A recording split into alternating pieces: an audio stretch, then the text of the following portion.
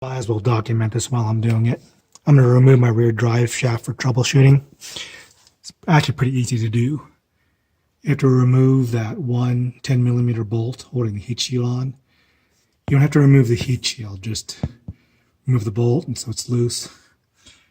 You want to remove the clip here and then remove those two brake clips there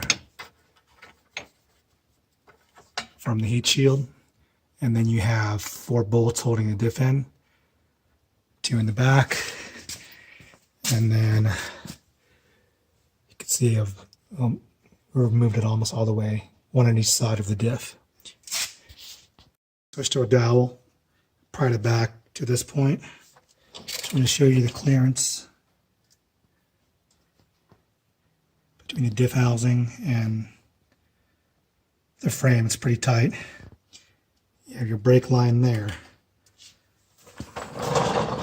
And then slide your boot back on the front and it pops right out. Front out. Raise the front of the differential and then this back will slide out. And there you have it. See how far back? For you guys wanting more clearance, somebody's going to have to make a longer drive, more clearance with the fender here. Someone's going to have to create a kit where you drill holes all the way back here to move this drive shaft back to get rid of these angles to match the RMAX 2.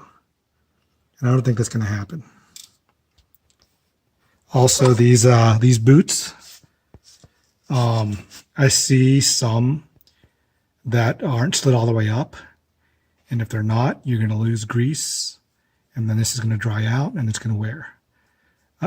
I'm pretty sure this isn't my problem, but I'm going to remove the drive shaft, rear drive shaft, in order to see if my sound persists, and then I'll know it's my front drive shaft. This is easier to remove than the front. Front, you have to remove the U-joints, and it's a pain. So if you're troubleshooting front rear drivetrain and you don't know which it is, remove the rear drive shaft first. If your sound's still there, then you know it's possibly front drive shaft. If you're pretty sure it's a drive shaft related problem.